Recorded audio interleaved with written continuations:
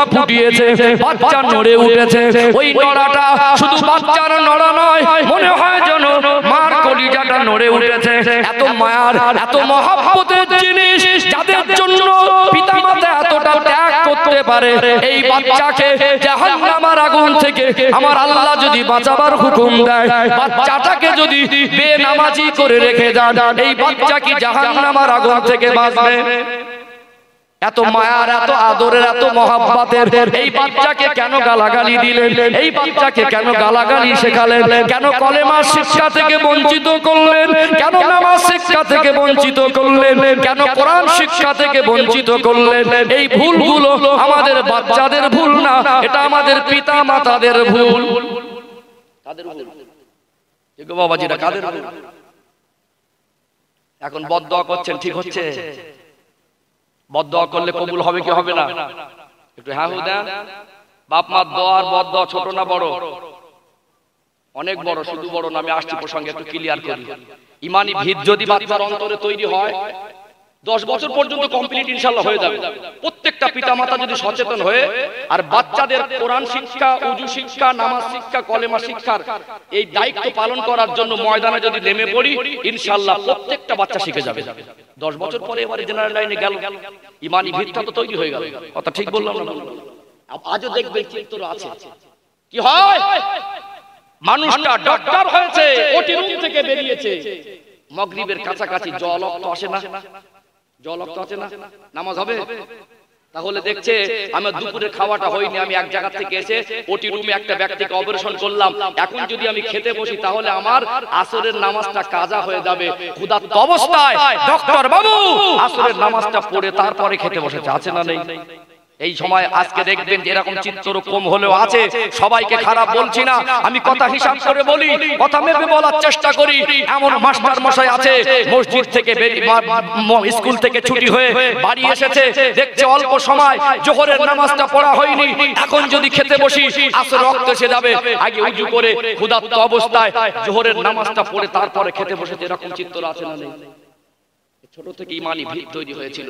আর যার ভিতর ইমানি ভিত তৈরি হবে না, শুধু জেনারেল শিক্ষায় শিক্ষিত করবেন, ওর ইমানি স্বাদ যদি না পায়, ওই বাচ্চাটা পথভ্রষ্ট হবে, সময় লাগবে না।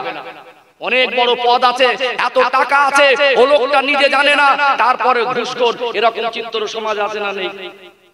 ঠিক বাবাজি, আছে না নেই? আছে না? অনেক টাকা আল্লাহর অভাব রাখি, তারপরেও ঘুষখোর। আর সমাজে সুদখোর আছে না নেই? আছে না? ইমানি স্বাদ পাই না, সুদগুলো নিচ্ছে যেন হালালের মতো করে। আজ ঘরে ঘরে বন্ধনের লোন ঢুকেছে না ঢুকিনি? বন্ধন লোন ঢুকেছে না ঢুকিনি? ভাই আর ভাবি এত গর্ব করে নিচ্ছে, বলছে এইটা মিটে গেলে না বউ আরেকটা নেব। ওর কাছে হারাম হালালের মতো কোনো ব্যাপার না, ভিতরে তো ইমানি ভিত নেই, ইমানি স্বাদ তো কিছু বোঝে না। এখন শয়তানকে পথভ্রষ্ট করবে, সময় নেবে না, এটা চিত্ত, এটা হবারই কথা ছিল। এই বাচ্চাগুলো আজ পথভ্রষ্ট হচ্ছে, এই দোষ 1 ভাগ ওদের, আর 99 ভাগের বেশি দোষ পিতামাতাদের। আচ্ছা বলুন, একটা মেয়ে যদি সাবালিকা মেয়ে রাস্তায় বের হয় বেহায়ার মতো হয়ে অশ্লীল পোশাক পরে, দোষটা মেয়েকে দেবেন ওর মাকে দেবেন? ওর কি দোষ? ও ছোট থেকে দেখছে আমার মার হায়া লজ্জা বলে কিছু দেখি, কিন্তু হায়া লজ্জা বুঝবে কোথা থেকে? সাবালক ছেলে 18 বছর 20 বছর বয়স, মা কাপড় পরেছে, ব্লাউজটা পরে আছে, আর কাপড়টা পাক দিয়ে একবার গলার উপর টান মেরে ফেলে দিয়েছে। ঠিক বলছি না ভুল বলছি? মা বের হচ্ছে, শরীরটা অর্ধনগ্ন, মশারির থেকে পাতলা শাড়ি, মাথায় কাপড় নেই, আর মা যেমন টাটকা দায়ুস, ওর পেটের মেয়েটা ওরকম টাটকা দায়ুস, মেয়েও বেরিয়েছে মাথা ওড়না নেই, আছে না নেই? হয়তো গরিব হতে পারে, এমন ইমানদার মা বোন আজ আছে, রাস্তায় বেরিয়েছে, শাশুড়ি বৌমা নাতিপোতাদের নিয়ে, দুটো বৌমাকে নিয়ে এমন শালীন সভ্য পোশাক পরেছে, তাদের সংসারে অভাব থাকতে পারে, তাদের স্বভাব নষ্ট হয়নি। কোনটা মা কোনটা মেয়ে, কোনটা বড় ছেলের বউ আর কোনটা ছোট ছেলের বউ, কোনটা বৌমার কোনটা শাশুড়ি চেনা যায় না তাদের শালীন সভ্য পোশাক দেখে। এরকম চিত্র আছে না? সব ধনী লোককে বলবো না, আজ কিছু লোকের পয়সা বেশি হয়েছে, এদের বাড়ির মেয়েদের আর মায়েদের জামা কাপড় গুলো একটু মোটা হয়েছে না পাতলা হয়েছে?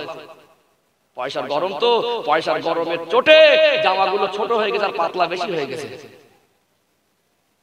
ঈদের নামাজে যখন যায় একটা ভালো জামা পরেছে, আতর মেখেছে, ম্যাগনেট, নামও যেমন আর কামও তেমন। ওফ, এত সেন ম্যাগনেট আতর এত কড়া, মাঝে মাঝে মাথা ঘুরে যাওয়ার তাল। একটা নামাজের পার্টি হাতে করে নিয়ে যাচ্ছে, ফার্স্ট কাতারে জায়গা নেবে ভদ্রলোক, দেখে মনে হচ্ছে যে লোকটা আজকে পাক্কা নামাজি যাচ্ছে, ওটা আজমি শরীফ থেকে ফার্স্ট কাতারে জায়গা ধরেছে, এমন জামা টুপি পরে আতর মেখে দেখে মনে হবে একেবারে পাক্কা খাঁটি ইমানদার। ওই লোকটা গোসলের ফরজ জানে, রাতের বেলা স্বামী স্ত্রীর রাত যাপন করেছে। এটা আমার সমাজের তেজ ইমানদারদের চিত্র। ওই লোকটা ঈদের নামাজ পড়তে গেছে, ঈদের নামাজ কিভাবে পড়তে হয় সেটাও জানে না। ভাই এটা ওকে দোষ দেবেন না পিতা মাতাকে দোষ দেবেন? ওই ছেলেটা যে পরিবারে মানুষ হয়েছে, যে আব্বা মা ওর পিতা মাতা ছোটবেলায় যদি ওর হক আদায় করে দিত, আজ এই চিত্র আমাদের দেখতে হতো না। এখন আপনারা বদদোয়া করছেন। কাকে বদদোয়া করছেন? যার জন্য জমি বিক্রি করতে পিতা মাতাদের তৈরি, যার জন্য ভিক্ষা করতে তৈরি, যার জন্য 10 বছরের মেহনতের পয়সা খরচা করতে তৈরি, যার জন্য মান্নত করতে তৈরি, আজ তাকে কেন বদদোয়া করলেন? আমি ঠিক এই জায়গায় আসবো ইনশাআল্লাহ। আমার আলোচনার লাইন বুঝতে পারছেন? একটু মাথায় ঢোকাবেন। আবারও বলছি, লিখে রেখে দেন। সব থেকে পৃথিবীর বড় বক্তাকে বসিয়ে দেবেন, আর পৃথিবীর সব থেকে বড় জলসা দেবেন, 365 দিন রাত জাগবেন, নামাজও মারবেন না। জলসা দেওয়া হারাম বলি, জলসা দেওয়ার বিরুদ্ধে নয়, এরও প্রয়োজন আছে। এই কথাগুলো আজকে বলছি এই জলসার মাধ্যম থেকেই তো বলছি। নামাজটা 2 ঘন্টা শেখা জিনিস নয়, প্র্যাকটিক্যালের ব্যাপার। আল্লাহ রাসূল বলে দিতে পারতেন 2 ঘন্টা শেখাও, আল্লাহ রাসূল প্রায় 4 বছর মতো সময় ঠিক করে দিয়েছেন। কথা ঠিক না ভুল? একটা ছেলে মাদ্রাসায় হুজুরের ভয়ে 2 দিন ধরে মাগরিব থেকে এসা দোয়া কুনুত মুখস্থ হয়নি, মন খারাপ, ভাত খেতে যায় না, রুমে গিয়ে কাঁদছিস, চল ভাত খাবি নি, রাতের খাবার দিচ্ছে, বলে দোয়া কুনুত মুখস্থ হয়নি, হুজুর মারবে। ঠিক বলছি না ভুল বলছি? তাহলে প্র্যাকটিক্যালের ব্যাপার। হুজুররা দেখেছি 1 বছর 2 বছর মাদ্রাসায় ভর্তি হয়েছে, ছেলেটা তখনও রুকু সিজদা ঠিক নেই, জামাতে নামাজ পড়ে আসছে, ফের পার্সোনাল ভাবে হুজুর ছুটির আগে ক্লাসে 10 মিনিট বলছে, এই তোমাদের রুকু কার ঠিক নেই, রুকু করো তো, যাদের মাজাটা সোজা হয় না, হুজুর আবার উঠে হাত দিয়ে চেপে সোজা করে দেয়। এটা প্র্যাকটিক্যালের ব্যাপার। কথা ঠিক না ভুল? এটা আপনাকে শিক্ষা দিতে হবে। বাড়িতে মা যদি নামাজি হয়, আব্বা নামাজি হয়, বড় ভাইটা নামাজি হয়, বোনটা নামাজি হয়, দাদু দাদিমা নামাজি হয়, এরা ছোট থেকে এদের মনে নামাজটা কি জিনিস বুঝবে, এদের মনে নামাজ শেখার আগ্রহ জাগবে। আজকে আফসোসের সঙ্গে বলি, নিশ্চয়ই কথাটা অস্বীকার করতে পারবেন না, মহল্লার ভিতরে এমন বাড়ি আছে, এক বাড়িতে 4 জন 5 জন মানুষের বসবাস, 1 মাস চলে যায়, ওই বাড়ির ভিতরে একটা কেউ নামাজ পড়ে না। এরকম বাড়ি আছে না? আছে না? ওই বাড়ির ভিতরে 5 জন মানুষ, 1 মাসের ভিতরে কেউ আল্লাহ বলবে, 1 মাসের ভিতরে কেউ দরুদ শরীফ পড়েনি, 1 মাসের ভিতরে ভাবিও না, ভাইও না, চাচাও না, চাচিও না, ছেলে মেয়েগুলো না, একটা কেউ নামাজ পড়েনি। মনে করে জলসা টাকা আছে তো মাইন্ড করবেন না, নেগেটিভ নেবেন না। জলসায় যেই বলেছে 10,000 টাকা হুজুর দোয়া করে দিয়েছে, মনে করে জান্নাতে গিয়ে বসে আছে। রাগ করছেন মনে হয়? ঠিক গো? ইমাম হাসান হোসেন রাদিয়াল্লাহু আনহুমা হুজুরদের শানে আল্লাহর নবী বললেন খুতবার ভিতরে, আপনারা এই শব্দটা শুনে থাকবেন, আল হাসানু আল হুসাইনু সাইয়্যিদা শাবাবি আহলিল জান্নাহ। আল্লাহর নবী বললেন আমার ইমাম হাসান হোসেন হলো জান্নাতি যুবকদের সরদার। জোরে বলুন, একটু মন খুলে বলেন। কারবালার মাঠে ইমাম হোসেন রাদিয়াল্লাহু আনহু 70-72 জনের কাফেলা নিয়ে যখন ওই কঠিন পরিস্থিতির মুখে এজিদ বাহিনীর সামনে তিনি কি নামাজ ত্যাগ করেছিলেন বলতে পারবেন? কারবালার ইতিহাস পড়ে দেখবেন, শাহাদাতের আগ মুহূর্ত পর্যন্ত আল্লাহ নবীর কলিজার টুকরা নাতি জান্নাতি যুবকদের সরদার হযরত ইমাম হোসেন রাদিয়াল্লাহু আনহু তার সঙ্গীদেরকে নিয়ে নামাজটা তাঁবুর ভিতরে আদায় করে তারপরে শাহাদাত বরণ করেছেন। জোরে বলুন। যুদ্ধের ইতিহাসগুলো দেখবেন, আল্লাহ নবীর সঙ্গী হয়ে চলে গেছেন জিহাদের ময়দানে। এত কঠিন পরিস্থিতির মাধ্যম থেকে আল্লাহ নবী আর সাহাবারা একটা ওয়াক্তের নামাজ ছেড়ে দেয়নি। আপনি ভাবলেন কি করে গ্রামে মসজিদ হয়েছে, আমি 50,000 টাকা দেবো মার্বেল কেনার জন্য, এলাকায় জলসা হবে 10,000 টাকা দিয়ে হাওয়া খেয়ে নেবো, আমার গ্রামে 2টো মানুষের অসহায় মানুষ থাকবে তাদের সাহায্য করব, আর নামাজ ছেড়ে দিয়ে জান্নাতে যাব? সম্ভব নয়, সম্ভব নয়। নিশ্চয়ই এগুলো আপনার ভালো কাজ, এগুলো থাকতে হবে, তবে মূল নামাজ ছেড়ে দিয়ে কখনো ঈমান পরিপূর্ণ হবে না, হবে না, হবে না। ওয়াজ কারোর তেতো লাগবে, কারোর টক লাগবে, সত্য কথাটা বলে যাচ্ছি। আমি ওয়াজ করছি, ধোঁকাবাজি করতে আসিনি, আমি হক আদায় করছি। যেদিন আপনারা এই উত্তর মোরাদিশার মানুষ আমাকে দাওয়াত করেছেন, আমার ঘরে একটা বোঝা চাপিয়ে দিয়েছেন, আমি ভিটামিন অস করলে আপনাদের মন জয় হবে। আমার কিছু মুরব্বী বাবাজি আছে, এরা চোখ থেকে পানি ঝরাবে, কাল সকালবেলা বলবে রবিউল হুজুর এসেছিল, সত্যি ওয়াজ করে গেছে, হকটা আদায় হয়। একটা ঘটনা বলে যাব, কেঁদে ফেলবেন, বলবো সত্যি হুজুর এসে ওয়াজ করে গেছে, মানুষ কেঁদে জারে জার হয়ে গেছে, হক আদায় হয়। ঠিক বলছি না? সমাজ পরিবর্তন করতে গেলে প্রত্যেকটা পিতামাতাকে ময়দানের এই বিষয় নিয়ে ঝাঁপিয়ে পড়তে হবে। আমাদের কলিজার টুকরা সন্তানকে নামাজ শিক্ষা থেকে বঞ্চিত করব না, কোরআন শিক্ষা থেকে বঞ্চিত করব না, শরীয়তের শিক্ষা থেকে বঞ্চিত করব না। বাচ্চা যদি ইমানের স্বাদ পায়, 10 বছর পর্যন্ত যে বাচ্চার একটা গোনা নেই, নিষ্পাপ অন্তরে যদি ইমানি ভিত তৈরি হয়ে যায়, ওই বাচ্চাটাকে শয়তান সহজে পথভ্রষ্ট করতে পারবে না। ওই বাচ্চার ভিতরে যদি ইসলাম আর ঈমান দিয়ে পৌঁছাতে পারি, ওই বাচ্চা কোনোদিন আব্বার গলা ধাক্কা দিতে যাবে না, ওই বাচ্চা কোনোদিন মদ খাবে না, ওই বাচ্চা কোনোদিন দাঁড়িয়ে পেশাব করবে না। আর আপনার মেয়ের ভিতরে যদি ঈমানি ভিত তৈরি হয়, অশ্লীল পোশাক পরে বেহায়ার মতো টাটকা ডাইস হয়ে কোনোদিন রাস্তায় বের হতে পারবে না। যা দেখছি চিত্র সব পিতামাতার দোষ। যা দেখছি এই পরিবর্তন করতে গেলে জলসা দিতে হবে, জলসা দিয়ে কিন্তু এই পরিবর্তন হবে না। এর সাথে সাথে আমাদেরকে প্রতিজ্ঞাবদ্ধ হতে হবে, বাচ্চাদের আখিরাতের জীবনটা নষ্ট করব না। রাগ করছেন নাকি? অসুবিধা হচ্ছে? একটু তাকবীর দেন, নারে তাকবীর। একটু মহব্বত করে দেন না, নারে তাকবীর। আর একটু কলিজা ভরে হয় না, নারে তাকবীর। সিলসিলায়ে হক মুজাদ্দিদ জামান উত্তর মোরাদিশা গ্রামবাসী বিন্দু, এই মাহফিলের কমিটি সাহেবানগণ, নারে তাকবীর। একটু দরুদ শরীফ পড়ে নেব, আবার ইনশাআল্লাহ আমি আমার আলোচনার মূল জায়গায় ফিরে আসবো। আল্লাহ আমার স্মৃতি ঠিক রেখেছে, অজল্লাহ নামে বলিনি। একটু দরুদ শরীফ, আল্লাহুম্মা সাল্লি আলা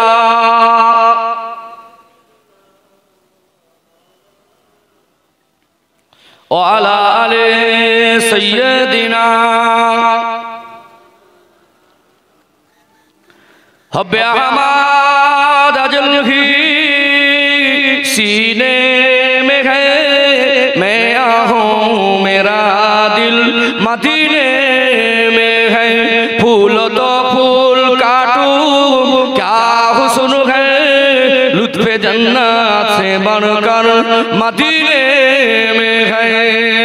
اللہم صلی علی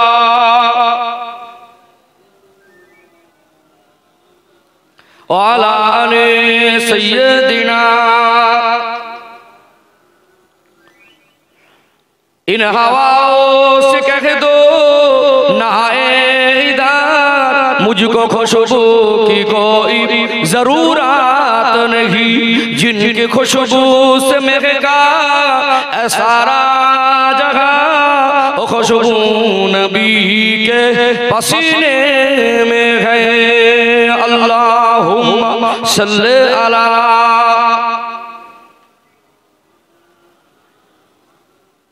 وعلی آل سیدنا۔ সম্মানিত উপস্থিতি, আমার মুরব্বী বাপ জানেরা, নওজোয়ান তরুণ যুবক ভাইয়েরা, পর্দার অন্তরালে বসে থাকা সম্মানিতা মমতাময়ী মায়েরা বোনেরা, যে কথা বলছিলাম, আমরা জাহান্নামের আগুন থেকে বাঁচবো, আহাল পরিবার বর্গকে বাঁচাবো। মূল কাজ হলো, আগে প্রথম যেটা হলো, প্রথম ধাপ নামাজ। আর আল্লাহ পাক নামাজকে এত বড় ইবাদত করেছেন, কোরআন শরীফে অপর আয়াতে আল্লাহ পাক বললেন, ইন্না সালাতা তানহা আনিল ফাহশাই ওয়াল মুনকার, নিশ্চয়ই নিশ্চয়ই নামাজ মানুষকে সমস্ত খারাপ কাজ থেকে দূরে রাখে। জোরে বলো। একটা স্পেশাল ইবাদত, পাওয়ারফুল ইবাদত। কোন পৃথিবীর মানুষ যদি নামাজকে জীবনের সঙ্গী করে নিতে পারে, নামাজকে নামাজের মতো করে আদায় করতে পারে, ওর জীবনে যত খারাপি আছে, ওই নামাজ ওই সমস্ত খারাপি থেকে ওই মানুষটাকে পবিত্র জীবন উপহার দিয়ে দেয়। জোরে বলো। অতএব নামাজ যদি নামাজের মতো পড়তে পারি, জীবনের খারাপিগুলো দূরে সরে যাওয়াটা স্বাভাবিক। আর নামাজ ছেড়ে দিয়ে যা আছে ভালো কাজ ঠিকই, কিন্তু আর সব করব, নামাজটা বাদ দেবো, ঈমানও পরিপূর্ণ হবে না, জান্নাত নসিব হবে না। তাহলে যেটা থেকে ভিত তৈরি হবে, সেই জিনিসটা থেকে আমরা বঞ্চিত, আমরাও আর আমাদের বাচ্চাদেরও বঞ্চিত করছি। জলসা দেওয়া ভালো, প্রয়োজনে 1 বছর বন্ধ করে দেন, মাইন্ড করবেন না। এই টাকা দিয়ে একজন যোগ্য আলেম রাখেন, ইমামদের যোগ্য বেতন দেন, তাদের কাছে 10 মিনিটের জন্য হলে যদি 10টার সময় পায় বাচ্চাকে বসাবেন, সকালে সময় পায় সকালে বসাবেন, দুপুরে সময় পায় দুপুরে বসাবেন, সন্ধ্যার সময় পায় সন্ধ্যায় বসাবেন, দেখবেন বাচ্চাগুলো নামাজ শিখে যাবে। কথা ঠিক না? আজ বদদোয়া করছেন, কাকে বদদোয়া করছেন? এটা আপনার সন্তান। বদদোয়া ছোট না বড়? একটা উদাহরণ দিয়ে আমার সময়ও শেষ হয়ে আসছে, একটা উদাহরণ দিয়ে আমি সমাপ্ত করব ইনশাআল্লাহ। বাপ মার বদদোয়া কেমন একটু বোঝাই। আর আমরা বদদোয়া করে ঠিক করছি না ভুল করছি, আর বদদোয়া কেন করতে হচ্ছে, আর এই ছেলের কাছ থেকে বদদোয়া কেন খাচ্ছে, এটা একটু ক্লিয়ার করে দিলে ভালো হবে। কথা ঠিক না? হ্যাঁ, একটু দৃষ্টান্ত দিয়ে সমাপ্ত দিকে আসবে ইনশাআল্লাহ। চলুন একটু আগে বাড়ি, তার আগে একটা তাকবীর দেন, নারী তাকবীর। আচ্ছা, আমি সামনে বলা মানুষ তো 6 মাসে 3টে দিন হয়তো বাড়ি থাকি মুশকিল, মাঝে মাঝে রাতে একার দিন এত কষ্ট হয়, আমি এক পিঠে গাড়িতে জলসায় যাই 20 ঘন্টা, এক পিঠে 20 ঘন্টা কুচবিহার। আমার গাড়ি কিলোমিটার দেখবেন, ফালতু কথা বলিনি, 3 সিজনে 1 লাখের উপর 1,15,000 প্লাস চলেছে, তার মানে 5 লাখ টাকার উপর তেল খেয়েছে।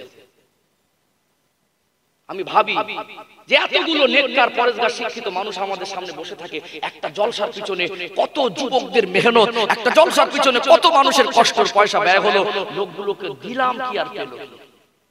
ভাবি মাঝে মাঝে এই মানুষগুলো আবেগ নিয়ে ঘর বাড়ি ছেড়ে, কত মুরব্বী বাবাজিগুলো ঠান্ডা বর্ষা দেখে না, চুপচাপ মেরে এসে আবেগ ধরে বসে থাকে, লোকগুলোকে দিলাম কি পেলো কি আর হচ্ছেটা কি? এটা মাঝে মাঝে ভাবি, আল্লাহ তো এইগুলো করার জন্য আমাদেরকে পাঠায়নি, এখানে এসেছি হক যদি আদায় না করতে পারি আমি দায়বদ্ধ হয়ে থাকবো। কথা বোঝা যায় কি গো বাবাজি? ঠিক বলছি না ভুল বলছি?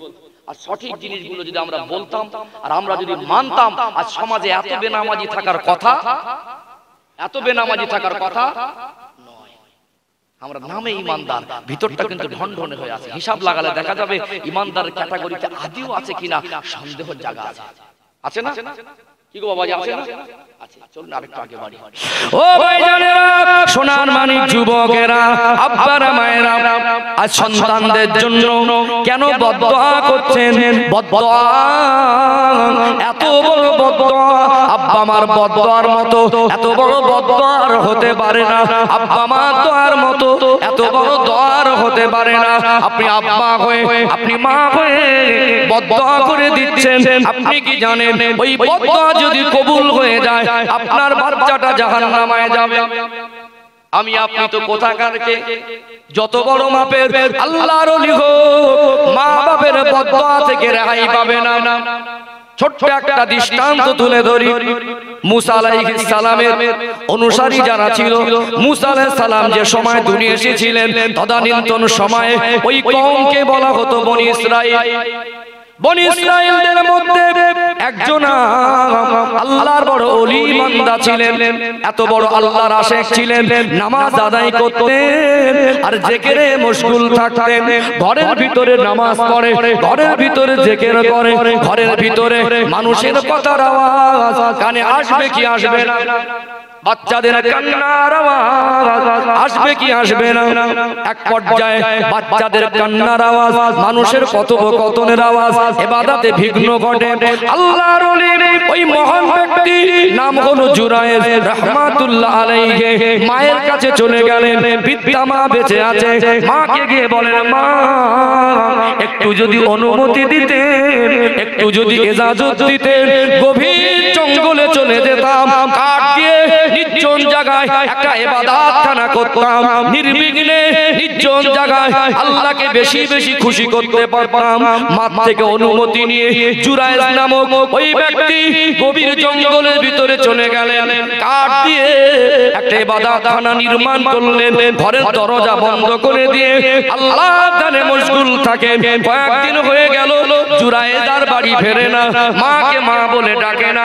মা থেকে বাচ্চাটা আজকে আলাদা হয়ে জঙ্গলের ভিতরে গিয়ে ইবাদতে মশগুল হয়ে রয়েছেন। মার জান বাচ্চাকে না দেখতে পেরে ওই বৃদ্ধা মা, বাচ্চার মায়া কষ্ট সহ্য করতে পারে না, রাতের বেলা বিছানায় গিয়ে বালিশে মাথা দিলেন, বাচ্চার মায়ায় চোখ থেকে পানি ঝরে। আজ কয়েকদিন হয়ে গেল, আমার জুরায়েজকে একবারও দেখতে পেলাম না, জুরায়েজের মুখে মা বলা ডাকটা শুনলাম না। যত কষ্ট হোক, কাল সকালবেলা আমি আমার জুরায়েদের সঙ্গে একবারের জন্য দেখা করতে যাব। সকাল হয়ে গেল, ওই বৃদ্ধা মা বড় কষ্ট করে পায়ে হেঁটে হেঁটে গভীর জঙ্গলের ভিতরে চলে গেলেন। বাচ্চা যেখানে কাঠ দিয়ে ইবাদতখানা নির্মাণ করেছেন ওই জায়গায় পৌঁছে গেলেন। ঘরের দরজার সামনে গিয়ে আল্লাহর ওলি জুনায়েদ রহমাতুল্লাহ আলাইহির নামটা ধরে ধরে ডাকেন, ও বাবা জুনায়েদ, আমি তোর মা এসেছি বাবা। আজ কয়েকদিন হয়ে গেল তোর মুখের মা বলা ডাকটা শুনতে পাই না। আজ কয়েকদিন হয়ে গেল তোর মা বলা ডাকটা শুনতে না পেয়ে তোর জন্য থাকতে পারি না। আজ এসেছি দুটো কথা বলবো, একটু দরওয়াজাটা খুলে দে। ও ভাই সোনার মানিক যুবকেরা, আব্বারা মায়েরা, কিতাবে বর্ণনা এসেছে আল্লাহর ওলি জুনায়েদ রহমাতুল্লাহ আলাইহি তখন নামাজে দাঁড়িয়ে রয়েছেন, নামাজের মধ্যে মশগুল। মার আওয়াজ কানে গেল, তিনি মনে মনে করতে লাগলেন, আমি নামাজে দাঁড়িয়েছি আল্লাহর জন্য, মা এসেছে বলে নামাজটা যদি কম করে দেই, নামাজটা যদি সংক্ষিপ্ত করি, আল্লাহ হয়তো অসন্তুষ্ট হয়ে যাবে। মনে মনে করছেন প্রতিদিনের মতো নামাজ যেমন লম্বা করি, বেশি সময় ধরে পড়ি, মার জন্য সময় কম করব না। মা দাঁড়িয়ে দাঁড়িয়ে অতিষ্ঠ হয়ে গেলেন, দরওয়াজাটা খোলে না। মার মনে কষ্ট লেগে গেল, আমি তোর মা, তোর জন্য এতটা রাস্তা এসেছি, তুই 2 মিনিটের জন্য কি দরওয়াজাটা খুলবি না? মার মনে কষ্ট পেয়ে রাগ করে আল্লাহর ওলি জুনায়েদ রহমাতুল্লাহ আলাইহি নামাজে দাঁড়িয়ে মা রাগ করে বাড়ি চলে গেলেন। বৃদ্ধা মানুষ তো মনে কষ্ট লেগে গেছে, এত কষ্ট করে আসলাম তোর জন্য, দুটো কথা বলবো তোর কাছে, তুই দরজা খুলিসনি। জুনায়েদ রহমাতুল্লাহ আলাইহি মনে করছেন মা এসে একটু বসুন, আমি সালাম ফিরিয়ে মার সঙ্গে কথা বলবো। দরজা খুলে দেখলেন নামাজ থেকে ফারেক হয়ে মা নেই। বাড়ি আসলেন, বিছানায় গেলেন, ফের বাচ্চার কথা মনে পড়ছে। সংসার থেকে সন্তান আলাদা হয়, হাড়ি আলাদা হয়, আব্বা মার মন থেকে আলাদা করা যায় না। সন্তান বাড়ি থেকে দূরে চলে যায়, মার মন থেকে দূরে করা যায় না। বাড়ি এসে ভাবলো ছেলেটার কাছে গেলাম, দরজা খুললো না, দেখাও হলো না, আবার যা কষ্ট হয় হোক, কাল সকালে একবার যাবো। পরের দিন সকালবেলা ওই বৃদ্ধা মানুষ খুব কষ্ট করে হেঁটে হেঁটে জুনায়েদ রহমাতুল্লাহ আলাইহির কাছে গেলেন। দরজায় গিয়ে বাড়ি মারছে, জুনায়েদ একটু দরজাটা খোল না বাবা, তোর কি মার কথা একদম মনে পড়ে না? তুই যে সেই কটা দিন আগে চলে এসেছিস, একবারও বাড়ি যাওয়ার কথা তোর মনে হয় না? একটু তোর মা এসেছে, দরজা খোল না। কেতাব এসেছে দ্বিতীয় দিনও নামাজে বসবে। আবার মনে করছেন মা এসেছে একটু বসু, আজকে হয়তো ফিরে যাবে না। আমি সালাম ফিরিয়ে মার সঙ্গে দেখা করব। সালাম ফিরিয়ে দেখলেন মা রাগ করে চলে গেছে। মা বাড়ি আসলেন, মনে মনে করছে কষ্ট করে বাড়ি ফিরছে, আর কোনোদিন আসবো না। মার মন তো বাচ্চার জন্য আলাদা মায়া, ঘুম ভাঙে আর বাচ্চার কথা মনে হয়। ছেলেটা একটা কথা তো বলবে। আবার তৃতীয় দিন সিদ্ধান্ত নিলেন, যত কষ্ট হোক আমার বাচ্চার কাছে যাব। 3 দিনের মাথায় ফের কষ্ট করে গিয়ে দরজায় বাড়ি দিচ্ছে, জুনায়েদ একটু দরজা খোল বাবা, খোল। হুজুর সেদিন নামাজে, মার মনে কষ্ট বেশি হবে না কম হবে? আমি তোর মা, কষ্ট করে তোকে মানুষ করেছি, তুই দুনিয়ার মুখ দেখেছিস, আমার গর্ভে ছিলি, কত কষ্ট দিয়েছিস, বাচ্চা ভূমিষ্ঠ সময় কত ব্যথা যন্ত্রণা সহ্য করেছি। তুই রাতের বেলা কষ্ট ঘুমিয়ে পড়ে পেশাব করে দিতিস, বুকের উপরে তুলে তোকে রাত পার করতাম। তুই পেশাব পায়খানা করে শুয়ে থাকতিস, আমি নিজে হাতে পরিষ্কার করতাম। আমি তোর মা, তোর কাছে আমার কোনো মূল্য নেই, তুই ইবাদত করিস ঠিকই, আমার জন্য তো 2 মিনিট সময় হয় না। মা মনে কষ্ট পেল, যা আজ থেকে আমি আসবো না। একটা মনে মনে কষ্ট, একটা বদদোয়া করে ফেলেছিলেন। তোর মার যখন তোর কোনো মূল্য নেই, আমি বলে গেলাম একটা ব্যভিচারীর মুখ না দেখা পর্যন্ত আল্লাহ যেন তোর মউত না দেয়, বদদোয়াটা করে ফেলেছিলেন। মা রাগ করে বাড়ি চলে গেলেন, দরজা খুলে দেখলেন মা নেই। এত আল্লাহর পাগল ছিল, এত বড় আল্লাহর আশিক ছিলেন, একদম আল্লাহর মহব্বতে ফানা হয়ে ডুবে থাকতেন। কয়েকদিন হয়ে গেল, মা তো দেখা পেল না। ওই জঙ্গলে একটা যুবতী মহিলা থাকতো, খুব সুন্দরী, পয়সার বিনিময়ে মানুষের সঙ্গে জেনা করত, শারীরিক সম্পর্কে লিপ্ত হতো। সেদিন আর জঙ্গলে কেউ আসেনি। ওই মহিলার মাথায় শয়তানি খেয়াল চাপলো, জঙ্গলের ভিতরে আল্লাহর ওলি জুরায়েদ থাকে, ওর কাছে গিয়ে দেখি বলে আসতে হয়। দরজার কাছে গিয়ে ডাকছে, জুরায়েদ দরজা খোলো। কে তুমি? যুবতী মেয়ের গলার আওয়াজ আল্লাহর ওলির কানে। কে তুমি? বলো, শোনো, মানুষ আমাকে না আমার রূপ চেহারায় পাগল, পয়সার বিনিময়ে আমার সঙ্গে সময় কাটায়। আমি এসেছি, আজ আমার মনের বড় ইচ্ছা, পয়সা লাগবে না, তুমি একটু দরজা খোলো, তোমার সঙ্গে একটু সময় কাটাবো। আল্লাহ ওলারা কাকে বেশি ভয় করে? আল্লাহর ওলিরা কাকে বেশি ভয় করে? খুব রেগে গেলেন, তম্বি করলেন। তুই একটা যুবতী মেয়ে, আর তুই আমার কাছে জেনার প্রস্তাব দিচ্ছিস। আমার মা 3টে দিন আসলো, আমি দরজা খোলার সময় পাইনি, নামাজে দাঁড়িয়েছিলাম, আর তুই আমাকে জেনার প্রস্তাব দিচ্ছিস, বেরিয়ে যা। তম্বি করলেন, যা, হায়া লজ্জা নেই, বেরিয়ে যা। তাড়িয়ে দিলেন, মুখ পর্যন্ত দেখিনি। ওই মেয়েটা জঙ্গলে এক রাখালের সঙ্গে শারীরিক সম্পর্কে লিপ্ত হয়, ফলে গর্ভে একটা বাচ্চা হয়। আজকে বাচ্চা নষ্ট করছে, পাপের ভয় করে না। কোথায় মুসা আলাইহিস সালামের সময় তখন বাচ্চা নষ্ট করার কোনো পদ্ধতি সিস্টেম দুনিয়ায় ছিল না। ভাবতে লাগলো যুবতী মেয়ে, অবিবাহিতা মেয়ে, ভাবতে লাগলো আমার গর্ভে তো বাচ্চা, কি করি? লজ্জায় গ্রামে যেত না। বললো বাচ্চা ভূমিষ্ঠর পরে ভাববো কি করা যায়। এক পর্যায়ে বাচ্চা ভূমিষ্ঠ হলো, বাচ্চার গলা টিপে মারতেও পারছে না, ফেলে রেখে যেতেও পারছে না। মার যান। ও ভাইরা, সোনার মানিক যুবকেরা, আব্বারা মায়েরা, ওই যুবতী মহিলা, ওই পতিতা দেহ ব্যবসায়ী মহিলাটা কয়েকদিনের বাচ্চাকে কোলে নিয়ে নিরুপায় হয়ে গিয়ে এবারে তার মানুষ কওমের কাছে ফিরে গেলেন, এলাকার মানুষের কাছে ফিরে গেলেন। একটা যুবতী মেয়ে কয়েকদিনের বাচ্চা যদি সঙ্গে করে নিয়ে গ্রামে আসে, গ্রামের মানুষ কি ভালো চোখে দেখবে? গ্রামের মানুষ বলে, এই যুবতী মেয়ে, এই বাচ্চা কার? এই বাচ্চা কোথা থেকে তোর কাছে এলো? মাথায় শয়তানি খেয়াল চাপলো, হঠাৎ বলে ফেললো, আপনারা যাকে আল্লাহর ওলি মনে করেন, ওই জঙ্গলের ভিতরে ইবাদত করায় মশগুল আছে, ওই জঙ্গলের ভিতরে জুরায়েজকে আল্লাহর ওলি মনে করেন। এই বাচ্চার আব্বা হলো ওই আল্লাহর ওলি জুরায়েজ। আদিও ঘটনাটা সত্য নয়। আজকে বর্তমান তারিখে একটা যুবতী মেয়ে যদি একটা ছোট বাচ্চাকে নিয়ে একটা আচানক গ্রামের কোন পুরুষকে দেখিয়ে দেয়, এই বাচ্চার আব্বা অমুক লোক, ডক্টররা উন্নত চিকিৎসা ডিএনএ টেস্ট করে বলে দিতে পারবে এই বাচ্চার আব্বা ওই ব্যক্তিটা অন্য কে না ওই ব্যক্তি। পারবে কি পারবে না? আজকে বর্তমান উন্নত চিকিৎসা ডিএনএ টেস্ট করে বলে দেওয়ার ক্ষমতা রাখে, তখন কোথায় ডিএনএ টেস্ট? আল্লাহর ওলি জুরাইজ রাহমাতুল্লাহ আলাইহির নামে এত বড় অপবাদ। এলাকার মানুষের কিছু মানুষ বলতে লাগলো, তাহলে আমরা এতদিন আল্লাহর ওলি মনে করতাম, ও যে বাড়ি ছেড়ে জঙ্গলে গেছে উদ্দেশ্যটা আলাদা ছিল। ঘটনার থেকে কয়েকটা শিক্ষা আছে। এর থেকে বোঝা যায় কোন মানুষের বিষয়ে শতভাগ না জেনে মন্তব্য করা ঠিক নয়। হিসাব বলছে, তাদের হিসাব বলছে যে আমরা মনে করতাম ইনি আল্লাহর ওলি, আসলে ওর যে উদ্দেশ্য আলাদা ছিল জঙ্গলে যাওয়ার, এটা এখন বোঝা গেল। এলাকার বিশিষ্ট মানুষেরা, এলাকার জ্ঞানী গুণী মানুষেরা জুরায়েজকে ধরে আনতে বলল। আল্লাহর ওলি জুরায়েজ রাহমাতুল্লাহ আলাইহিকে ডেকে আনা হলো, গ্রামে একটা বিচারের ব্যবস্থা করা হলো। আল্লাহর ওলি জুরায়েজ এসে দেখছেন একটা সুন্দরী যুবতী মহিলা কয়েকদিনের বাচ্চা কোলে নিয়ে বসে আছে, আর এলাকার মানুষ বসে আছে। জুরায়েজকে ডেকে বলে, জুরায়েজ, তোমার মতো মানুষের দ্বারা এত নিকৃষ্ট কাজ হবে স্বপ্নে দেখিনি। তুমি কি করে এত বড় খারাপ কাজ করলে? তুমি জঙ্গলে গিয়েছিলে, আমরা তোমাকে আল্লাহর ওলি মনে করতাম, আমরা তোমাকে বড় নেক মনে করতাম, তুমি কি করে এত বড় পাপের কাজ করলে? আল্লাহর ওলি জুরায়েজ রাহমাতুল্লাহ আলাইহি তিনি কিছুই বুঝতে পারছেন না। ও আমার এলাকাবাসীরা, আমি কি এমন কাজ করলাম, কি পাপের কাজ করেছি? আপনারা কেন ডেকে এনেছেন? আপনারা কেন আমাকে এত বড় অপবাদ দিচ্ছেন? বলছে, জুরায়েজ, তুমি বলো, এই যুবতী মেয়ের দাবি হলো এর কোলে যে বাচ্চা আছে, এই বাচ্চার আব্বা হলে তুমি, তোমার কথা বিশ্বাস করব না এই মহিলার কথা বিশ্বাস করব? ও ভাইজানেরা, সোনার মানিক যুবকেরা, আব্বারা মায়েরা, বলেন তো দেখি, এখানে কি দুনিয়ার কোন মানুষ সাক্ষী আছে? তিনি মুসিবতের মধ্যে পড়ে গেলেন। আল্লাহ ওয়ালারা যতই মুসিবতে থাকুক কাকে স্মরণ করেন? আল্লাহ ওয়ালারা যত মুসিবতের মধ্যে পড়ুক মিথ্যা কথা বলেন না। তিনি বলতে লাগলেন, ও আমার এলাকার মানুষেরা, আমাকে এত বড় অপবাদ দিও না।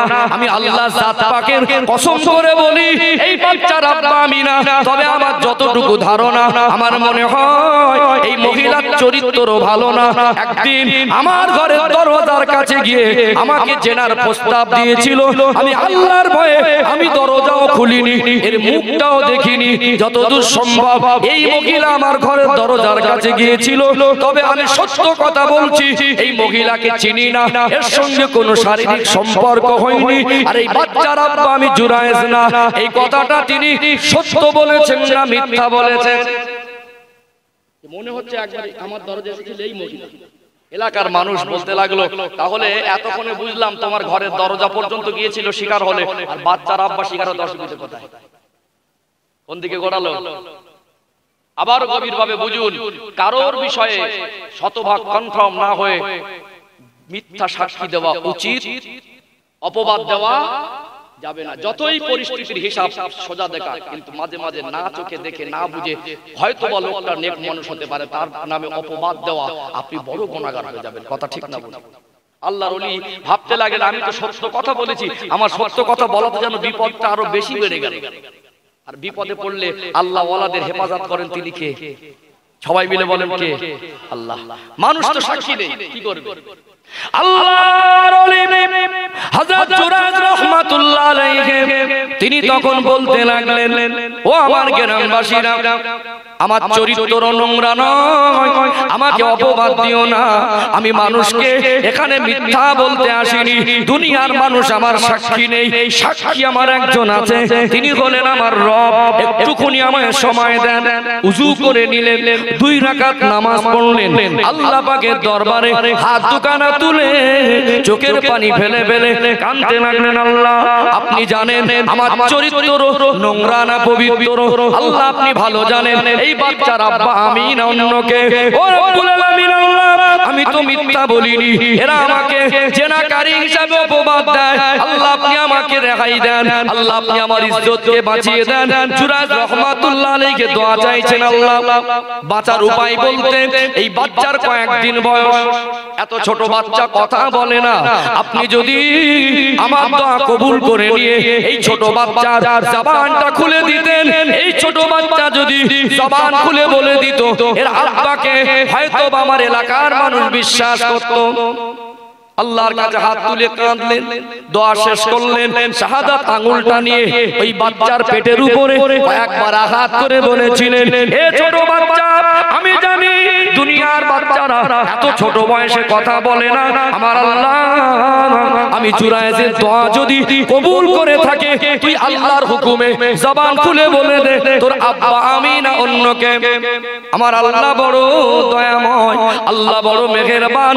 আল্লাহর ওলি জুরায়জ রাহমাতুল্লাহ আলাইহির চোখের পানি ফেলা দোয়াটা কবুল করে নিয়ে ওই কয়েকদিন বয়স ছোট বাচ্চার জবানটাকে জারি করে দিয়েছিলেন। জোরে বলেন না সুবহানাল্লাহ। ছোট বাচ্চা জবান খুলে বলছে জুরায়েজের দোয়া আল্লাহ কবুল করেছে, আর আল্লাহ জুরায়েজের দোয়া কবুল করে আমার কথা বলার শক্তি দিয়েছে। এই জুরায়েজ পবিত্র চরিত্রের মানুষ, এর চরিত্রে তোমরা দাগ দিও না। এই জুরায়েজ আমার আব্বা নয়, আমার মায়ের চরিত্র ভালো না, জঙ্গলের ভিতরে মুখ রাখাল হলো আমার আব্বা। আমার আল্লাহ অনেকের জন্য জুরায়েজ রাহমাতুল্লাহ আলাইহি দোয়া কবুল করে ছোট বাচ্চার জবান খুলে দিয়েছিলেন। জোরে বলুন। যে উদ্দেশ্য যেটা ভাবুন, আল্লাহ ওলি দোয়া করলেন, তৎক্ষণাৎ দোয়া কবুল হলো, ছোট বাচ্চার জবান খুলে গেল। এর দ্বারা কি বুঝলেন? তিনি যে আল্লাহ ওয়ালা মানুষ ছিলেন, আল্লাহর ওলি ছিলেন, নিঃসন্দেহে মানা যায়, তাই তো নাকি? সঙ্গে সঙ্গে দোয়া কবুল হলো, বাচ্চা কথা বললো, তার হয়ে সাক্ষী দিল। এত বড় আল্লাহর ওলি, তার ক্ষণিকের জন্য একটা ব্যভিচারী মহিলার সম্মুখীন হতে হয়েছে না হয়নি? মা খবর পেয়েছে জুরায়েজকে নাকি কারা ধরে এনেছে, মা জান মানবে? বৃদ্ধা মানুষ খবর পেয়ে কাঁদতে কাঁদতে ছুটোছুটি করে এসে দেখলো বিচার শেষ। জুরায়েজকে জড়িয়ে ধরেছে, বাবা তোর কাছে 3টে দিন গেলাম, দেখা হলো না, তোকে কিন্তু ধরে এনেছে, আমার তো শুনে আর কিছু ভালো লাগে না, তোকে কেউ কিছু বলেছে, কি হয়েছে? বাচ্চা মার কাছে গল্প করছে, মা ওরা আমাকে অপবাদ দিচ্ছে, মার চোখ থেকে টপ টপ করে পানি পড়ছে, কচি এটা তোর পাপের ফল না, এটা আমার পাপের ফল। তোর চরিত্র নোংরা না, তোর চরিত্র খারাপ নয়, আমি মা, এটা আমার পাপের ফল। তোর কাছে দেখা করতে গিয়েছিলাম, দরজা খুলিসনি বলে আমি বদদোয়া করে ফেলেছিলাম, একটা ব্যভিচারীর মুখ না দেখা পর্যন্ত জুরায়েজ যেন আল্লাহ মাফ না দেয়, এটা তোর পাপের ফল না, তোকে ধরে এনেছে, অপবাদ দিচ্ছে, এটা আমার পাপের ফল। কার বদদোয়া? এগো বাবাজিরা, কার বদদোয়া? মার বদদোয়া। এতদিন বাচ্চাকে নামাজ শিক্ষা থেকে বঞ্চিত করলাম, কলেমার শিক্ষা থেকে বঞ্চিত করলাম, কোরআনের শিক্ষা থেকে বঞ্চিত করলাম, ওযু গোসলের শিক্ষা থেকে বঞ্চিত করলাম, এই বাচ্চাগুলোকে শরীয়তের শিক্ষা দিলাম না, ঈমানি স্বাদ পাইনি, অন্তরে ঈমানি ভিত তৈরি হয়নি, গালাগালি দেয়, মদ খায়, গাঁজা খায়, তাড়ি খায়, বিড়ি খায়, দাঁড়িয়ে পেশাব করে, অপরের মেয়ের সঙ্গে কথা বলে। এই ছেলেটা সপ্তাহে নামাজ পড়ে না, মাসে নামাজ পড়ে না। এই ছেলেটা বিয়ে দেওয়ার সময় বড় গল্প দিলাম, আর শেষ বয়সে চুল দাড়ি পেকে গেল, সংসারে ঝামেলা হলো, ছেলে আলাদা হলো, বাপ মা ঝগড়া হলো, হাত তুলে বদদোয়া করে দিলাম, মানে এতদিন টেনে টেনে জাহান্নামের দিকে নিয়ে যাচ্ছিলাম, আমার তো দাড়ি চুল পেকে গেছে, কবরে যাওয়ার সময় হলো, বদদোয়া করে এক ধাক্কা দিলাম, এবারে জাহান্নামে যাবে। এটাই তো প্রমাণ হলো নাকি? এটাই তো প্রমাণ হলো। এতদিন বলেছি আমার ছেলে বিয়ের সময় বলেছে আমার ছেলের মতো ছেলে নেই, আর যে আলাদা হয়েছে সেই বলেছে আল্লাহ বিচার করো, আল্লাহ ওর বিচার করবে, ওকে জাহান্নামে দেবে।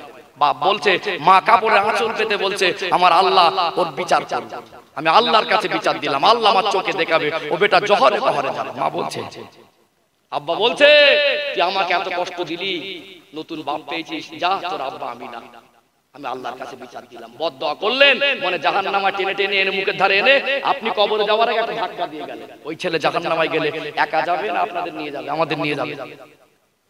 কি গো বাবাজি, ও তো বলবে কিয়ামতের দিন, আল্লাহ আমার পিতামাতা আমাকে নামাজ শিক্ষা বঞ্চিত করেছে, ওযু শিক্ষা বঞ্চিত করেছে, গোসল শিক্ষাতে বঞ্চিত করেছে, কোরআনের শিক্ষা যেটা না জানলে নামাজ হয় না, ওই নামাজ কোরআন শরীফ শিক্ষা থেকে বঞ্চিত করেছে।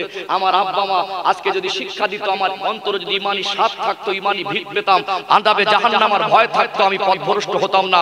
আমার আব্বা মা জন্ম দিয়েছিল, খাইয়ে বড় করেছিল, আল্লাহ আজকে আমি জাহান্নামে যাচ্ছি, এর পিছনে আমার আব্বা মা দায়ী আছে, আমি একা যাব না, আব্বা মাকে নিয়ে যাব। আপনি বদদোয়া করে ফেলে দিলেন বটে, ওর সাথে সাথে আপনাকে যেতে হবে, এটা কিন্তু মাথায় রাখবেন, যদি হক আদায় না করেন। আর হক আদায় করার পরে ছেলেটা বুঝে সুঝে সজ্ঞানে যদি সন্তান হয়ে পিতামাতার সাথে বেয়াদবি করে, তার ঠিকানা কিন্তু জাহান্নাম। আর আপনি হক আদায় না করে বদদোয়া করে ঠেলে দেবেন, রাস্তাটা ক্লিয়ার রাখবেন, পিছনে পিছনে আপনাকে যেতে হবে। এই সমাজ পরিবর্তন করতে গেলে আমাদের সবাইকে ময়দানে ঝাঁপিয়ে পড়তে হবে। কথা বোঝাতে পেরেছি? এই পর্যন্ত কিন্তু বুঝতে পেরেছেন? জলসা দিতে হবে, তবে জলসা দিয়ে নামাজি বাড়ি। এলাকার কিছু মানুষ না এত চালাক, এদের ইমানের তেজের চোটে ফতোয়াবাজি করে, এই জলসা দিয়ে কি নামাজি বাড়ে? এ সব মাথায় শয়তান দুবার পেশাব করেছে, কবার করেছে?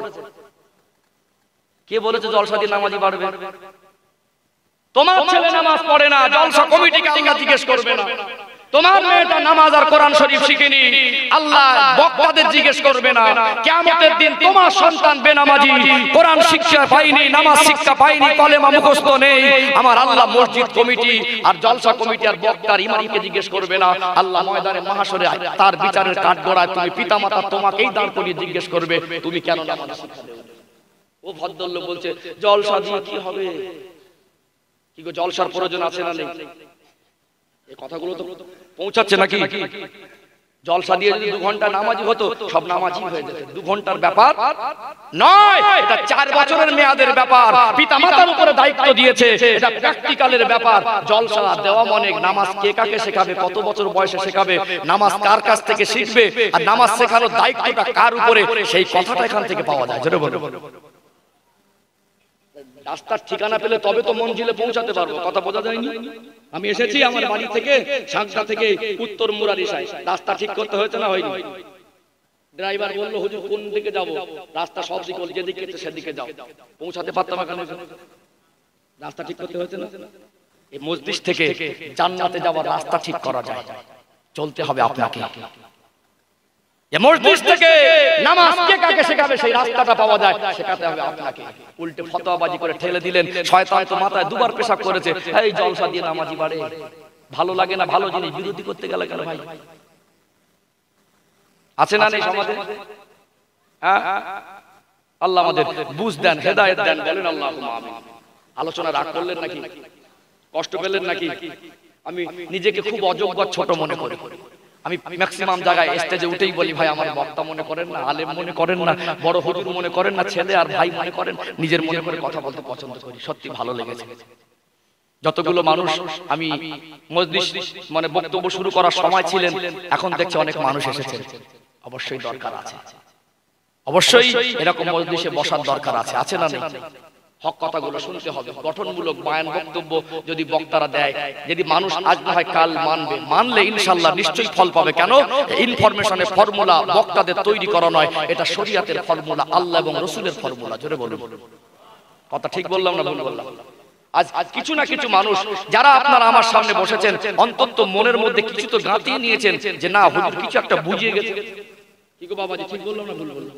নামাজ শিখিয়ে দেন, ছেলেটা যদি নামাজ পড়তে নাও যায়, যেদিনও নামাজ পড়তে যাবে সেদিনও নামাজটা কিন্তু নামাজের মতো হবে, আর নামাজ পড়ে স্বাদ পাবে। আর ধরে বেঁধে মসজিদে নিয়ে যাবেন, ও যদি নামাজ না শেখে, নামাজ না বোঝে, নামাজ না জানে, কলেমা না বোঝে, ইমানি স্বাদ আর ইমানি ভিতর মধ্যে না থাকে, ওর নামাজটা নামাজের মতো হবে কখনো আশা করা যায় না। পারেন তো একটা ছেলেকে হাফেজ বা আলেম করবেন, একটাকে কারি বা মুফতি করবেন, এটা সৌভাগ্য মনে করবেন। সবটাকে করতে হবে বলিনি, যদি নাও করেন নামাজ শিক্ষা থেকে বঞ্চিত, কোরআন শিক্ষা থেকে বঞ্চিত করা যাবে না। দিলটা অন্ধকার করে রেখেছে। এর ফলটা কি হবে?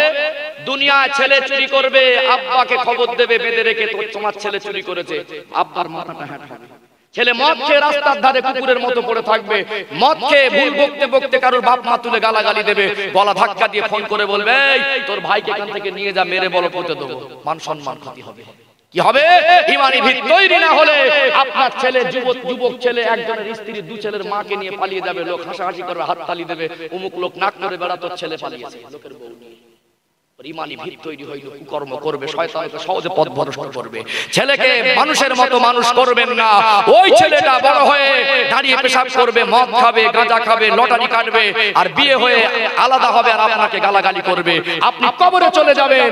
ওই ছেলেটা 1 বছরের ভিতরে 1 ওয়াক্ত নামাজ পড়ে আব্বার জন্য হাতও তুলবে না, কবরের ধারে গিয়ে দাঁড়ানোর প্রয়োজন মনে করবেন না। তার জ্বলন্ত প্রমাণ, বহু সন্তান আছে পিতামাতা মরে গেছে, মনে করেছে বোঝা খালি হয়ে গেছে, আজ 1 বছরের ভিতরে আব্বা মা ওই যে কবরস্থানে ঝোপে ঝাড়ে শিয়ালের বাসা হয়ে গেছে কবরটা, একবার উকি মারতে যায় না। এরকম ছেলে আছে না নেই? হাউ হাউ করবেন, দুনিয়ায় লাঞ্ছিত বঞ্চিত হবেন, কবরে গিয়ে সব থেকে বঞ্চিত হবেন। কিয়ামতের দিন জাহান্নামে গেলে ওই ছেলেটা আপনাকে টেনে নিয়ে যাবে। সন্তানের হক আদায় করবেন, ইমানদার বাচ্চা রেখে যাবেন, ইমানদার মেয়ে রেখে যাবেন। ওয়াজ করে বলতে হবে না হুজুরদের বাপকে ভাত দে, হুজুরের ওয়াজ করার আগে বাপ মার খেদমত করবে। হুজুরদের ওয়াজ করে বলতে হবে না বাপ মার সম্মান করো, ও আব্বার চেহারার দিকে তাকাবে, মারার গাল দেওয়া তো দূরের কথা, ওর অন্তরটা কেঁপে উঠবে, জাহান্নামের ভয়ে ওর ঈমানটুকুকে বাধা দেবে। খবরদার আব্বার সামনে বেয়াদবি করো না। সেই শিক্ষা যদি পায়, হুজুরের ওয়াজ করতে হবে না, আব্বার হকটা অটোমেটিক আদায় করবে। আর যদি ইমানি ভিত না থাকে, হাজারো ওয়াজ শুনবে, রাতের বেলা হুজুর ওয়াজ করেছে বিড়ি খেও না, ও বাড়ি যাচ্ছে বিড়ি টানতে টানতে। ইমানি ভিত নেই, ইমানি স্বাদ পায়নি, কলেমার কোরআনের আলো নেই। ওই ছেলেটা হুজুর বলছে যে তামাক খেও না, ও বসে বসে মজলিসে তামাক জ্বলছে। হুজুর বলছে বাপ মাকে মেরো না, ও সকালবেলা উঠে রাত জেগে বাপ মার সঙ্গে ঝগড়া করে মার গলা ধাক্কা দিয়ে রাত জাগা ঘুমটা কাজা আদায় করেছে। এরকম চিত্র সমাজ আছে না? মেন হলো ভিত তৈরি করতে হবে। নিষ্পাপ বাচ্চার অন্তরে ঈমানি ভিত তৈরি করতে হবে। এই নৈতিক দায়িত্ব প্রত্যেকটা পিতামাতার উপর আল্লাহ অর্পণ করেছেন।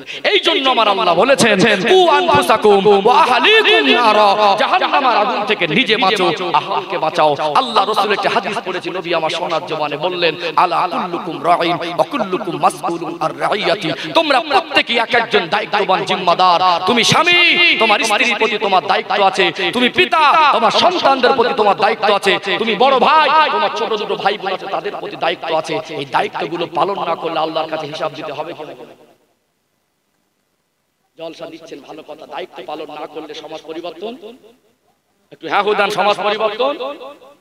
যতই জোরে সুবহানাল্লাহ বলি, যতই দামি চালের বিরিয়ানি দেই, আর যতই বড় বক্তা আনি, বাড়ি গিয়ে হক আদায় করতে হবে। কিন্তু এটা কিন্তু মাথায় রাখতে হবে, তাহলে এই সমাজ একদিন ইনশাআল্লাহ পরিবর্তন হবে। আর যদি জলসা নিয়ে গর্ব করি, আমাদের বড় হুজুর এনেছিলাম, আমাদের প্যান্ডেল স্টেজ ভালো হয়েছিল, আমাদের জলসায় বিরিয়ানিটা খুব সুন্দর হয়েছিল, আমাদের জলসার লাইটিং আর প্যান্ডেলের মানটা অনেক উন্নত ছিল, এই গর্ব করে 4 আনা পয়সা লাভ হবে না। যদি জলসা থেকে কিছু শিখে গিয়ে যদি আমালে জিন্দেগিতে বাস্তবায়ন করি, জলসার যদি চট বিছানো থাকে, জলসায় যদি লাইটিং না থাকে, যদি ছোট্ট একটা তেরপোলো টাঙিয়ে দেন, তারপরেও ওই মজলিসটার দাম আল্লাহর কাছে আছে না? আমরা আসল কাজে মাথা মারবো না, আমাদের আসল জায়গায় ঘাটতি রেখে আমরা সুবহানাল্লাহ মাশাআল্লাহ সব চালিয়ে যাচ্ছি, আর মানুষের পিছনে কাটি মারায় ব্যস্ত আছে। ফিতনা ফাসাদের জামানা, কত দলমত দেখবেন, কত ফতোয়াবাজি দেখবেন, কত ঝগড়াঝাটি দেখবেন, কত বড় বড় হুজুরের আবির্ভাব হবে, কত বড় বড় পণ্ডিতের আবির্ভাব হবে এক জায়গায়। ফিতনা ফাসাদের জামানায় আপনার বাপ দাদা যারা ছিল তারা অত ভুল করেনি। কথা বোঝা যায়নি? আল্লাহ আমাদের বুঝ দেন, হেদায়েত দেন, বলেন আল্লাহুম্মা আমিন। রাগ করলেন নাকি? এই পর্যন্ত কিছু বোঝাতে পেরেছি? আমি চেষ্টা করেছি হক আদায় করা। সত্যি কথা বলছি, আমি ভালো ভালো ঘটনা যদি মুখস্থ করে আর আপনাদের কাছে কেঁদে কেঁদে বলি, চোখেও পানি আসবে, আপনাদের চোখে পানি আসবে। বড্ড কাল বলবেন হুজুর ভালো ওয়াজ করেছে, আজ না হয় কাল মানবেন তো, আজ না হয় কাল একদিন মানবে, কেউ না কিন্তু মানবে, মানলেই ফল পাবেন ইনশাআল্লাহ। বলেন ইনশাআল্লাহ। আল্লাহ আমাকে সহ আপনাদেরকে আমালে জিন্দেগিতে বাস্তবায়ন করার তৌফিক দেন। বলেন আল্লাহুম্মা আমিন। আফসোস কি জানেন, হুজুরদের টাকা দিচ্ছেন অনেক করে, আর দেওয়া দরকার আছে। আরে হুজুরদের দেবেন তো কি হয়েছে? একটা পার্টির লোক এত তিনতলা ঘর করলে আপনার কষ্ট হয় না, হুজুর হলে কষ্ট হয় কেন? কথা বোঝা যায়নি? একজন আলেমকে যদি যোগ্য সম্মান করতে না পারেন, অন্তর থেকে শ্রদ্ধা করতে না পারেন, আলেমদের কথা মানুষ মানবে অত সহজে না। কথা বোঝা যায়নি? আলেমদের প্রতি সাধারণ মানুষের যদি ভক্তি শ্রদ্ধা উঠে যায়, আলেমদের কথা সহজে মানুষ মানবে না। ভক্তি শ্রদ্ধা যতদিন থাকবে, তাদের কথার গুরুত্ব ততদিন থাকবে। আজ দেখেছেন মসজিদের ইমামগুলোর অবস্থা কি করেছে? এক শ্রেণীর কমিটি মনে করে আমি ৫,০০০-৬,০০০ টাকা দিচ্ছি, টাকা বাঁচিয়ে আমি ভীষণ ভালো কাজ করছি। আমি কোন এলাকা বা কোন এই মসজিদ বা এখানকার নাম বলছি না, চিত্র তুলে ধরছি যে একটা লোক মনে করুন মসজিদের ক্যাশিয়ার, মসজিদের কমিটি, ইমামের ৬,০০০ বেতন দিচ্ছেন, মনে কার কাছে ভালো হচ্ছেন? ওর উচিত ছিল ১৫ উপরে দেওয়া, তারপরে সংসার চলবে। হাফ বেতন দিয়ে টাকা বাঁচাচ্ছেন, কার কাছে? আল্লাহর কাছে ভালো হচ্ছেন। বরং একজন ইমামকে হক ফাঁকি দিয়ে তাকে হক থেকে বঞ্চিত করে আল্লাহর কাছে ভালো হওয়া সম্ভব? ভালো হওয়া সম্ভব নয়। আমরা কম পয়সার ইমাম খুঁজি, আর যদিও যোগ্য ইমাম আসে, বেচারা তার যোগ্য বেতনটুকু দেওয়া হয় না। আমরা মেলায় ঘুরতে যাব, 200 টাকা খরচা করব। আমরা কুটুম বাড়ি যাব, 300 টাকার মিষ্টি নিয়ে যাব, কষ্ট হবে না। বাড়ি বেই আসবে, 500 টাকা নিয়ে বাজার করব, কষ্ট হবে না। বাড়ি নতুন জামাই আসবে, 2000 টাকার নোট খরচা করে আসবে, কষ্ট হবে না। জাহান্নামের আগুন থেকে বাঁচার জন্য একটা হুজুরের কাছে 200 টাকা হাদিয়া দেবো, বাচ্চাকে ভালো করে কোরআন শেখাবে, তখন অন্তর থেকে বেরোয় না। আমাদের ইমানদারের চিন্তা ভাবনা একটু পাল্টে গেছে না যায়নি? হ্যাঁ, বিয়ে পড়িয়ে 3 দিন বাকি, সবরে সানি করে খতম পড়িয়ে হুজুর হচ্ছে দেবো গুনি, আবার বলে এত টাকা দিতে হবে কেন? এই বক্তাদের এত টাকা লাগবে কেন? টাকা তো সব খরচা করি, ভালো কাজে খরচা করলে আল্লাহ তো বিনিময়ে যা যা বদলা দেবে। খরচা কে করিনি ভাই? আপনার যদি সঠিক পথে সন্তানদের পিছনে, দ্বীন শরিয়াত শিক্ষার পিছনে যদি খরচা করেন, ওই খরচাটাও ইবাদতের মধ্যে গণ্য হবে। জোরে বলো, একটু মন খুলে বলে। আমার ভাইয়েরা আমাকে বলেছিলেন 11:30 নাগাদ, আমি যেহেতু আমার টাইমে আমি বক্তব্য সমাপ্ত করেছি, আমার সেই বিবেকটা থাকে, কেন একটা বক্তব্য শুরু করলাম, আধা মাজা ছেড়ে দিলাম, কিছু হলো না। কি বুঝতে পেরেছেন? মোটামুটি 11:30 পর্যন্ত বলেছিলেন যদি আমাকে সংবাদ দেন কিছুক্ষণ চালাবেন, তাহলে সেই মাপে আমি আগে বাড়বো, আর যদি মনে করেন যে আনবেন তাহলে আনবেন।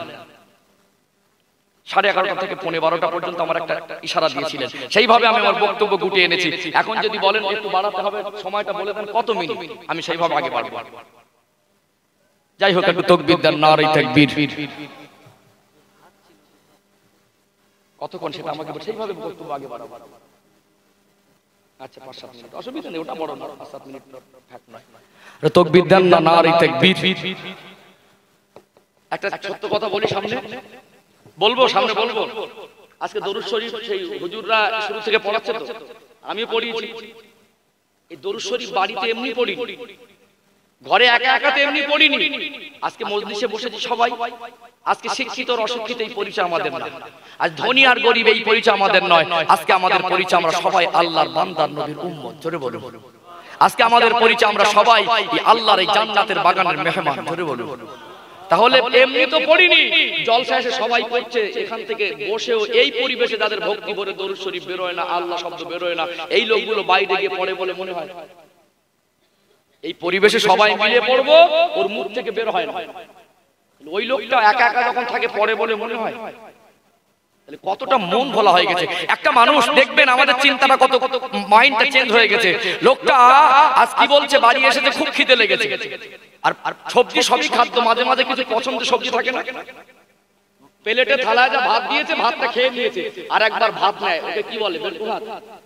বাবাজি কি বলে? বেরকে ভাত বলে, আর দুটো ভাত দাও। ভাত আর একবার নিয়েছে, বলছে আজ তরকারিটা খুব ভালো হয়েছে, আর আজকে অনেকটা খেয়েছি। খেয়েছে বটে ভদ্রলোক, ইমানদারের দাবিদার, খাওয়ার আগে বিসমিল্লাহ বলিনি, খাওয়ার পরে আলহামদুলিল্লাহ টুকু বলিনি। এখন মানুষের চিন্তা পাল্টে গেছে, আমি খাই, আমার টাকা, আমার রোজগার। মাথায় রাখবেন, আল্লাহ রুজির মালিক। আমা মিন দাব্বাতিন ফিল আরদি ইল্লা আলাল্লাহি রিজকুহা। আপনার টাকা না হলে খাওয়া হবে না, এটা ঠিকই, তবে টাকা থেকে আপনি খেতে পারবেন না। একটা জিনিস মাথায় ভাববেন, রুজির মালিক আমার আল্লাহ, কোনো সন্দেহের অবকাশ নেই। তবে আল্লাহ টাকা দিয়েছেন, টাকা দিয়ে কিনে খাবেন, যেটা কিনে খাচ্ছেন ওটা টাকায় না, ওটা আল্লাহ দেওয়া নিয়ামত। টাকার বলে একটা ধান থেকে আপনার ধান চারা বার করার ক্ষমতা নেই। টাকার বলে একটা শস্য থেকে একটা গাছ বার করার ক্ষমতা কারোর নেই। ওই শস্যের গাছটাকে বড় করে ওতে আবার হাজার হাজার শস্যের ফলানোর ক্ষমতা পৃথিবীর কারোর নেই। ওই নিয়ামতটুকু দেয় কে? আল্লাহ। তবে নিয়ামত খাচ্ছি কার? আল্লাহ। আল্লাহ বলা হয়ে গেছে। আল্লাহ আমাদের বুঝ দেন, হেদায়েত দেন, বলেন আল্লাহ আমিন। যাই হোক ভাই, আমার ভাষায়, আমার ভঙ্গিতে, আমার কথায়, আমার আলোচনায় কারোর মনে কষ্ট লাগলে ক্ষমার নজরে দেখবেন। কষ্ট পেলেন নাকি? রাগ করলেন নাকি? হুজুর খুব পরিচিত মানুষ, হ্যাঁ, এই এলাকার